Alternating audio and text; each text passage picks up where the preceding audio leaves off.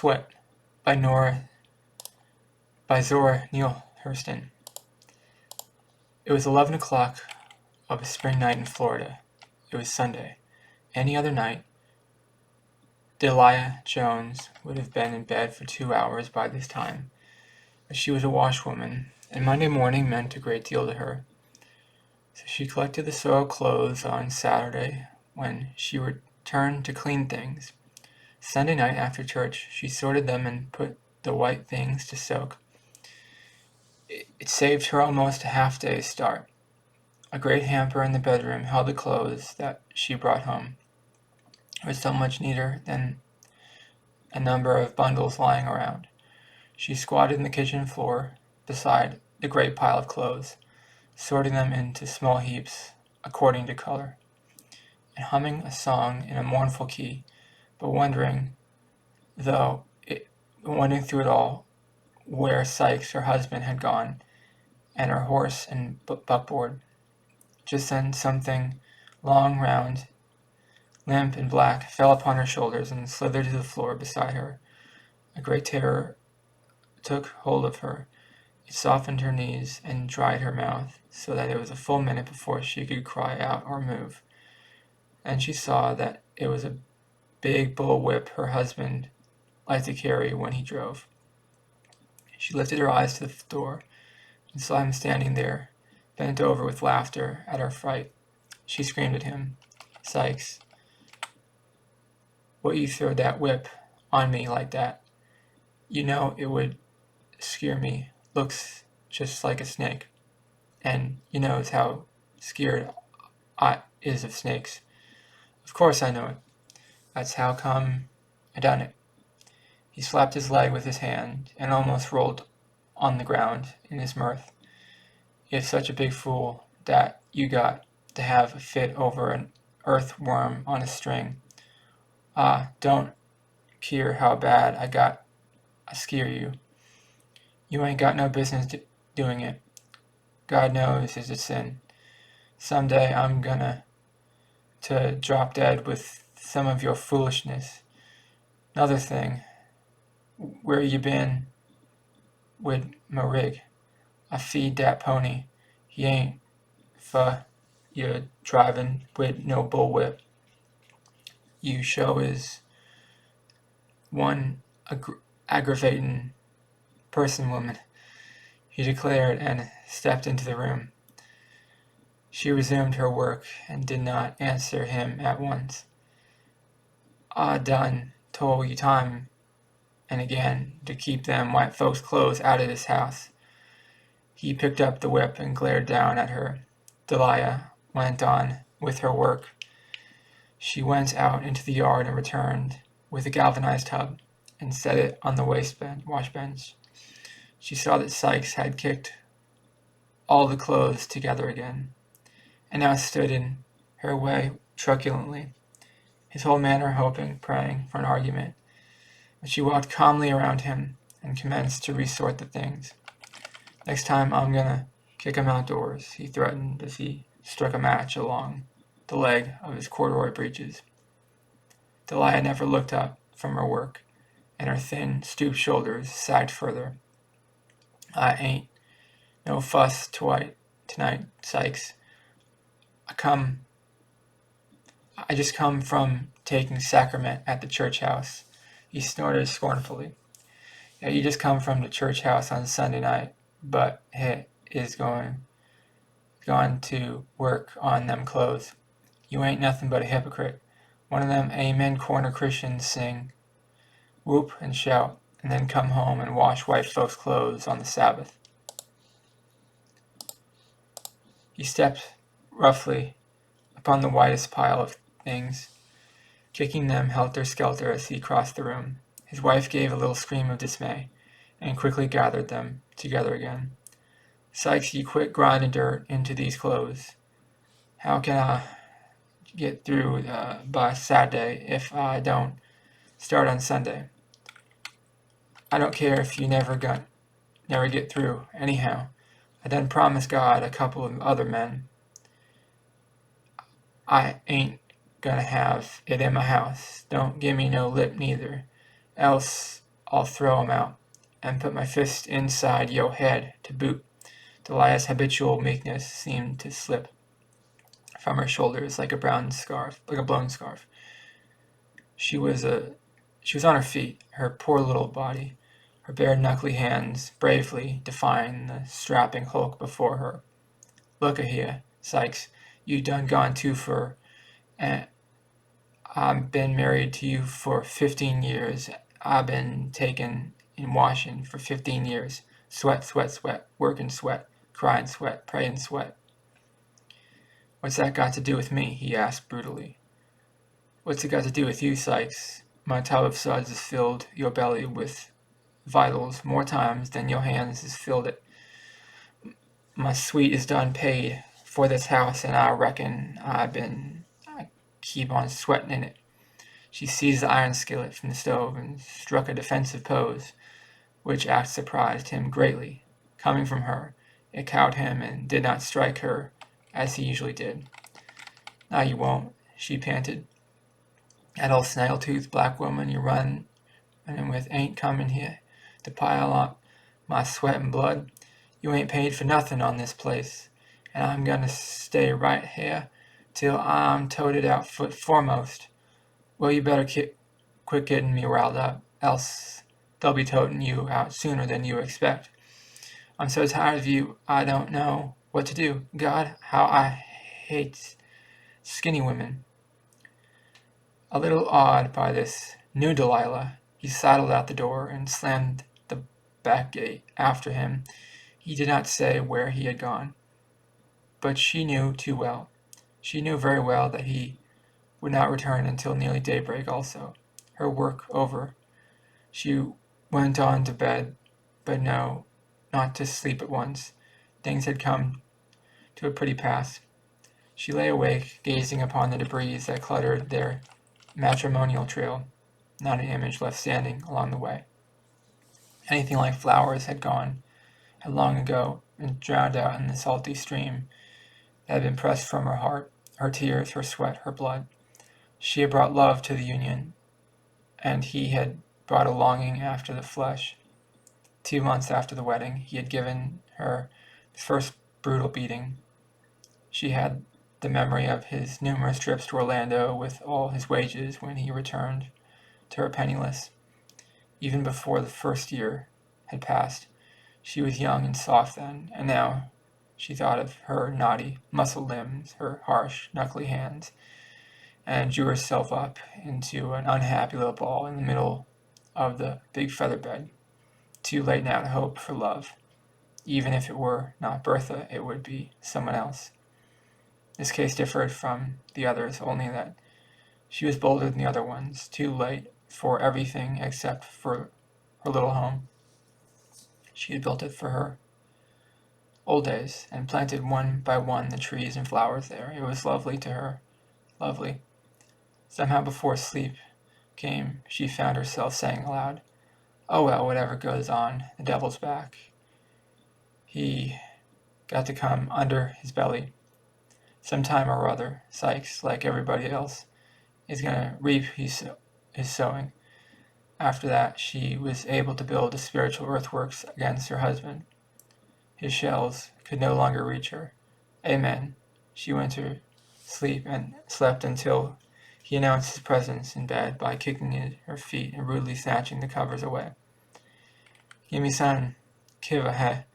I get no damn foots over on yo' own side. I oughter mash yo' mouth for drawing dat skillet on me."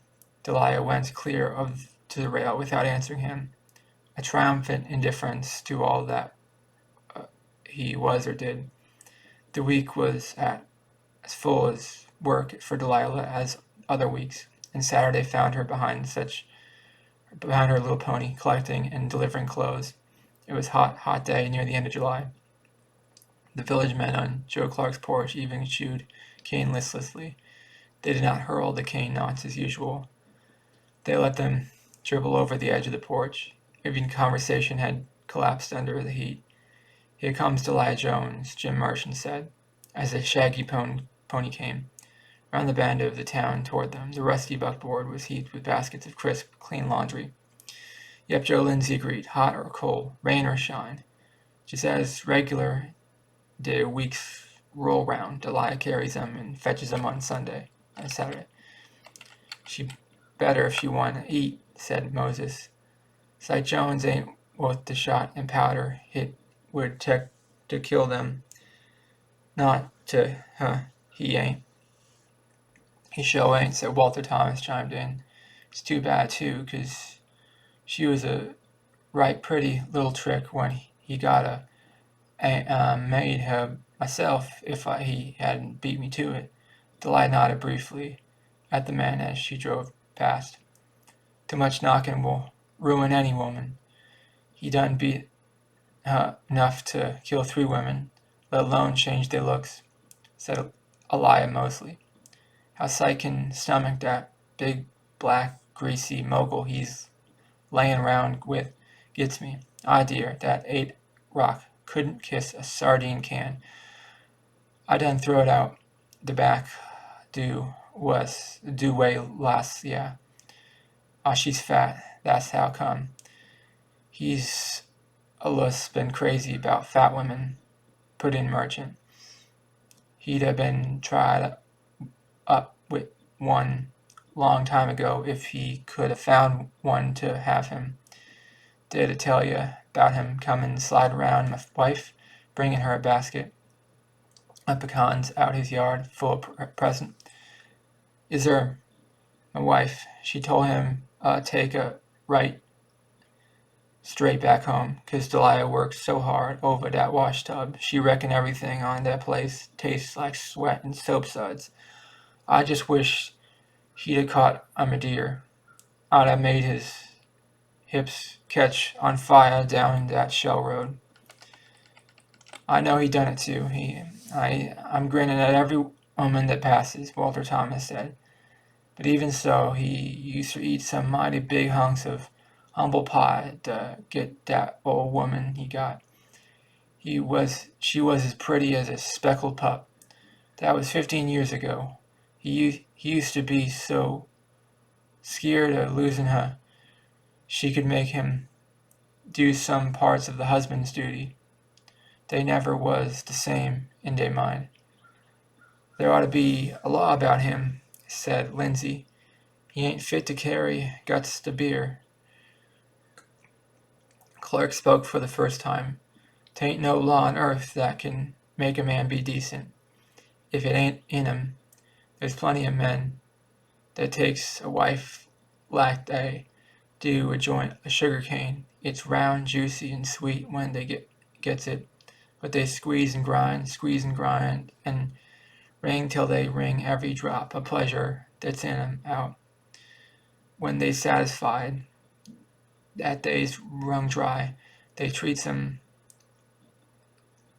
just like they do a cane shoe. They throw 'em away.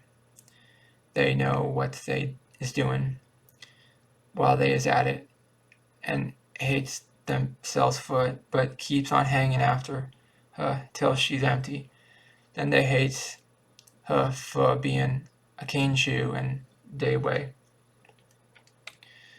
We oughter take Sykes and that stray omen of his down in Lake Howell swamp and lay on the rawhide till they can't say a lot of mussy. He was a overbearing person, but since that white woman from up north teached him how about to run an automobile, he done got too biggity to live in. We ought to kill him, old man Anderson advised. A grunt of approval went around the porch, but the heat was melting their civic virtue, and Elijah Mosley began to bait Joe Clark. Come on, Joe, get a melon out there and slice it up for your customers. We're all suffering with the heat. The bear's got me.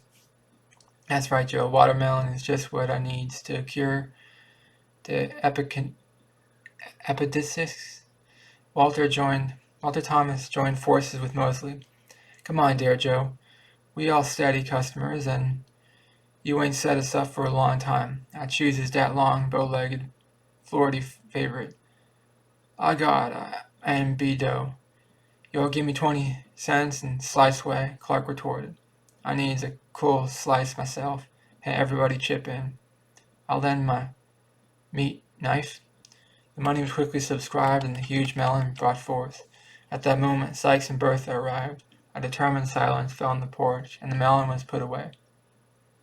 Merchant snapped down the blade of his jackknife and moved toward the store door. Come on in, Joe, and give me a slab of so belly a pound of coffee. Almost forgot 'twas Saturday. Got to get on home. Most of the men left also. Just then Delia drove past on her way home, as Sykes was ordering magnificently for Bertha. It pleased him for Delia to see. Get whatsoever your heart desires, honey. Wait a minute, Joe. Give her 2 bottles of strawberry soda water, a quart of parched ground peas, and a block of chewing gum. With all this they left the store, and Sykes reminded Bertha that this was his town and she could have it if she wanted it. The men returned soon after they left, and held their watermelon feast. Where did Syke Jones get the woman from now, Hal? Lindsay asked. Over a Apopka. Guess they must have been cleaning out they town when she left. And she don't look like a thing but a hunk of liver with hair on it. Well, she sure can squall, Dave Carter contributed. When she gets ready to laugh, she just opens her mouth and latches it back to less notch. No old grandpa alligator down in Lake Bell ain't got nothing on her. Bertha had been in town 3 months now. Sykes was still paying her rent at Della Lewis, the only house in town that would have taken her in. Sykes took her frequently to Winter Park to stomps. He still assured her that he was the swellest man in the state. Sure you can have that little old house soon's I can get that woman out there. Everything belongs to me. You sure can have it. I sure abominates a skinny woman. Lordy, sure is got one portly shape on you. You can get anything you want. This is my town, and you sure can have it. Delia's work-worn knees crawled over the earth in Gethsemane and up the rocks of Calvary, and many, many times during these months she avoided the villagers and meeting places in her efforts to be blind and deaf. But Bertha nullified this to a degree by coming to Delia's house to call Sykes out to her at the gate. Delia and Sykes fought all the time, now with no peaceful interludes. They slept and ate in silence. 2 or 3 times Delia had attempted a timid friendliness, but she was repulsed each time. It was plain that the breaches must remain agape. The sun had burnt July to August. The heat streamed down like a million hot arrows, smiting all things living upon the earth. Grass withered, leaves browned, snakes went blind in shedding, and men and dogs went mad, dog days. Delia came home one day and found Sykes there before her. She wondered, but started to go on into the house without speaking. Even though she was standing at the kitchen door, she must either stoop under his arm or ask him to move. He made no room for her. She noticed a soapbox beside the steps, but paid no particular attention to it, knowing that he must have brought it there. As she was stooping to pass under his outstretched arm, he suddenly pushed her backward, laughingly. Look in the box here, Delia. I done bring you something. She nearly fell upon the box in her stumbling, and when she saw what it held, she all but fainted outright. Syke, my God. You take that rattlesnake away from here. You gotta. Oh, Jesus, have mercy. I ain't got to do nothing. I did can fact. I ain't got to do nothing but die. 'Tain't no use you puttin' on airs making out like you skeered dat snake. He gonna stay right here till he die. He wouldn't bite me 'cause I know how to handle him. Know how he wouldn't risk breaking out his fangs. Genio's skinny legs. Now, psych. Don't keep that thing round here to scare me to death. You know I'm even feared of earthworms. That's the biggest snake I ever seen. Kill him, psych, please. Don't ask me to do nothing for you going around trying to be so damn astucious. Nah, I ain't gonna kill it. I think I damn sight owe him, damn you. That's a nice snake, and nobody doing like I'm getting just hit the grit. The village soon heard that Sykes had a snake, and came to see and ask questions. How the hand fire did you catch that 6-foot rattler, Syke? Thomas asked. He's full of frogs, so he can't hardly move. That's how I eased up on him. But I'm a snake charmer. I knows how to handle 'em. Shucks, that ain't nothing. I could sketch one every day if I so wanted to. What he needs to do is a heavy hickory club leaned real heavy on his head. That's the way to charm a rattlesnake. Now wait, he'll just don't understand these diamondbacks like I do, says Sykes in a superior tone of voice. The village agreed with Walter, but the snake snayed on. His box remained in the kitchen door with its screen wire covering. 2 or 3 days later, it had digested its meal of frogs and literally came to life. It rattled at every movement in the kitchen or the yard. One day, as Delia came down the kitchen steps, she saw his chalky white fangs curved like scimitars hung in the wire meshes. This time, she did not run away with averted eyes as usual. She stood for a long time in the doorway in a red fury that grew bloodier for every second that she regarded the creature that was her torment. That night she broached the subject as soon as Sykes sat down to the table. Syke, I wants you to take that snake away from her. You done starved me and I put up with you. You done beat me and I took that. But you done killed all my insides bringing that vermin here. Sykes poured out a saucer full of coffee and drank it deliberately before he answered her. A whole lot of cure, but how you feels inside or out. That snake ain't going no damn where till I gets ready for it to go. So fur as beating is concerned, you ain't took near all that gonna take, and you stay around me.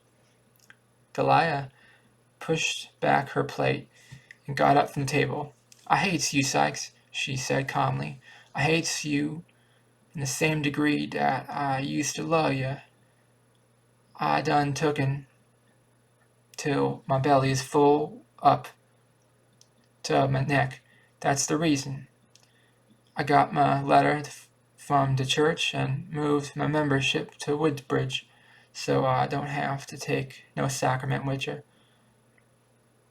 I don't want you to see round me a tell, lay around with that woman all you wants to, but gone way from me and my house.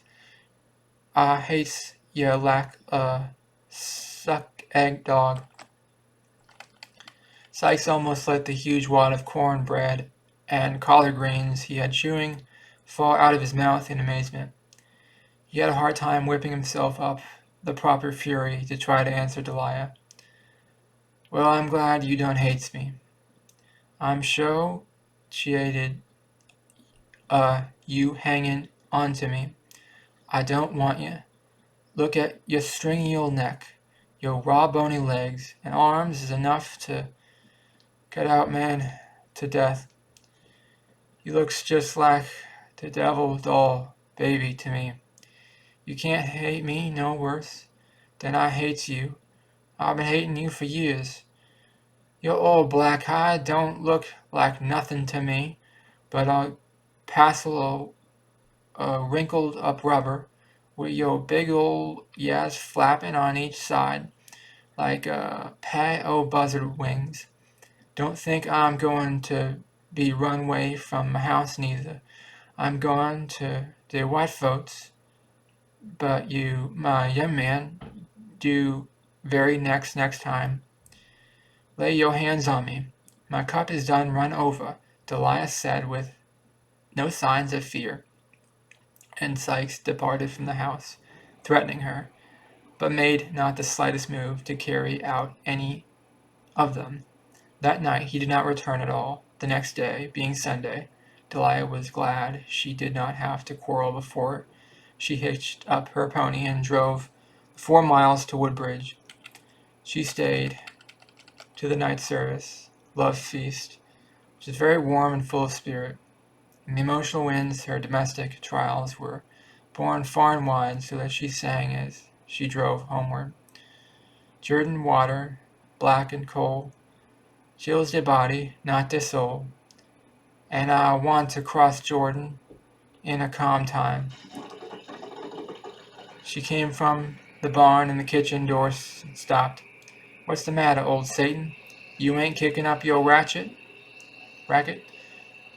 He addressed the snake's box. Complete silence. She went on into the house with a new hope in its birth struggles. Perhaps her threat to go on to the white folks had threatened Sykes. Perhaps he was sorry. 15 years of misery and suppression had brought Delilah to the place where she would hope anything that looked towards a way over or through her wall of inhibitions. She felt the match safe behind the stove at once. For a match. There was only one there. That person wouldn't fetch nothin' here to save his rotten neck, but he can throw dat what I brings quick enough. Now he done totes off nigh of to half a box of matches. He done dat omen here in my house too. Nobody but a woman could tell how she knew this even before she struck the match, but she did it, and it put her into a new fury. Presently she brought in the tubs to put the white things to soak. This time she decided she need not bring the hamper out of the bedroom. She would go in there and do the sorting. She picked up the pot-bellied lamp and went in. The room was small, and the hamper stood hard by the foot of the white iron bed. She could sit and reach through the bedposts, resting as she worked. "I want to cross Jordan in a calm time," she was singing again. The mood of the love feast had returned. She threw back the lid of the basket almost gaily. Then, moved by both horror and terror, she sprang back towards the door, where lay the snake of the basket. He moved sluggishly at first, but even as she turned round and round, jumped up and down in insanity of fear, he began to stir vigorously. She saw him pouring his awful beauty from the basket upon the bed. Then she seized the lamp and ran as fast as she could to the kitchen. The wind from the open door blew out the light, and the darkness added to her terror. She sped to the darkness of the yard, slamming the door after her before she thought to set down the lamp. She did not feel safe even on the ground, so she climbed up the hay barn. There for an hour or more she lay sprawled upon the hay, a gibbering wreck. Finally she grew quiet, and after that a coherent thought, with this, stalked her through a cold bloody rage. Hours of this, a period of introspection, a space of retrospection, then a mixture of both. Out of this an awful calm. Well, I done the best I could. If things ain't right, God knows 'tain't my fault. She went to sleep, a twitched sleep, and woke up to a faint gray sky. There was a loud, hollow sound below. She peered out. Sykes was at the woodpile, demolishing a wire-covered box.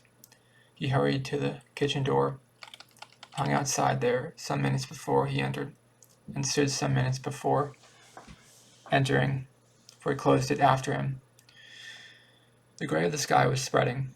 Delia descended, without fear now, and crouched beneath the low bedroom window. The drawn shade shut out the dawn, shut in the night, but the thin walls held back no sound. That old scratch is woke up now. She mused at the tremendous whir inside, which every woodsman knows is one of the sound of illusions. The rattler is a ventriloquist. His whir sounds to the right, to the left, straight ahead. behind, close underfoot, everywhere but where it is. Woe to him who guesses unless he is prepared to hold up his end of the argument. Sometimes he strikes without rattling at all. Inside, Sykes heard nothing until he knocked a pot lid off the stove while trying to reach the match safe in the dark. He had emptied his pockets at Bertha's. The snake seemed to wake up under the stove, and Sykes made a quick leap into the bedroom. In spite of the gin he had, his head was clearing now. My God, he chattered. Could Anya strike a light? The rattling ceased for a moment as he stood paralyzed. He waited. It seemed that the snake waited also. Oh, for the light. I thought he'd be too sick, Sykes muttered to himself when the whir began again, closer, right underfoot this time.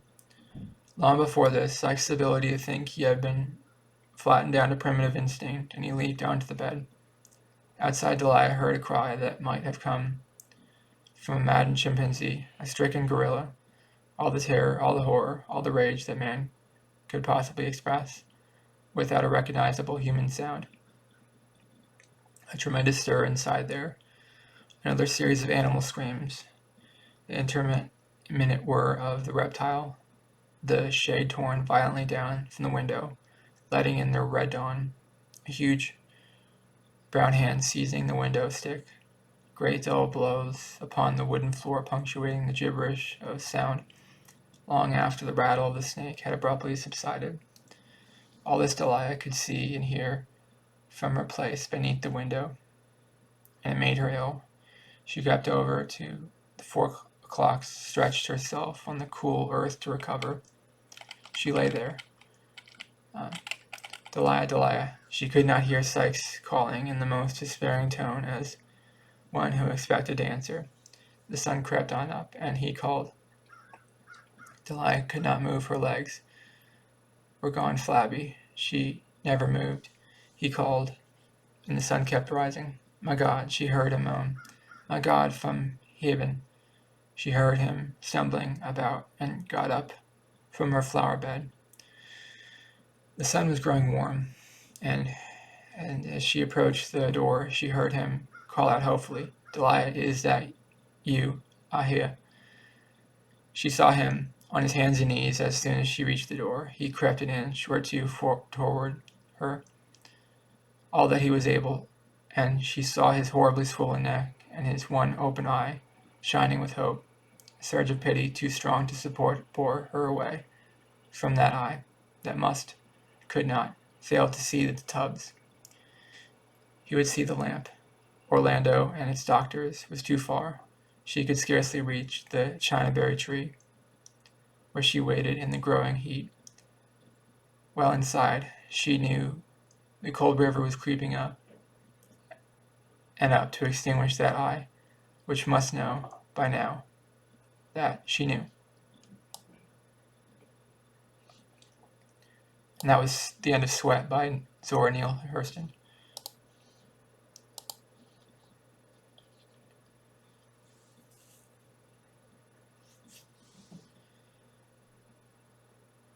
I thought that was a good story. I think it's my first time reading a story by Zora Neale Hurston. I like it. I guess that's part of the Harlem Renaissance.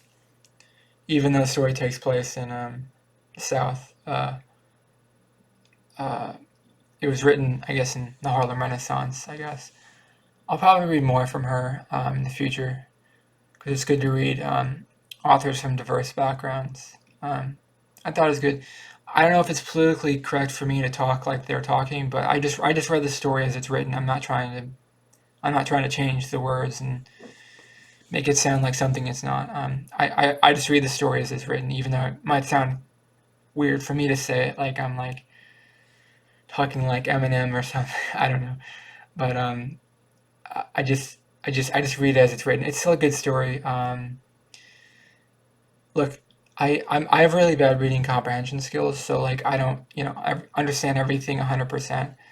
But every story I don't really understand everything 100%. Not just this story, because My reading comprehension skills are really poor. But it's healthy to read stories, even if you don't understand exactly what happened, because you get inside the author's shoes, and you learn a piece of what they're explaining, and you just understand what they're seeing in their mind, and you see what they're seeing, and it's a good experience. So I give it 2 thumbs up. Even though it seemed like I have a depressing ending, I guess. I'll probably read more from her in the future. I don't know if I'm going to permanently be reading all her stories, but I'll probably read more from her in the future, because she seems like she talks about she the way she writes her stories is like how they actually talk, and not how in some fantasy version of how people talk. This is how people talk in real life. I live in the South. This is how people talk in the South. So it's a realistic way of people talking. But the story is about 95 years old at this point, or 100 years old at this point. So, anyways, it's an old story, but I like it. Let me know in the comments below, what did you think of Sweat by Zora Neale Hurston. Please subscribe to this channel to be part of the community. Please like this video, it really helps out the channel a lot. Thank you for watching. Have a great day. Bye-bye.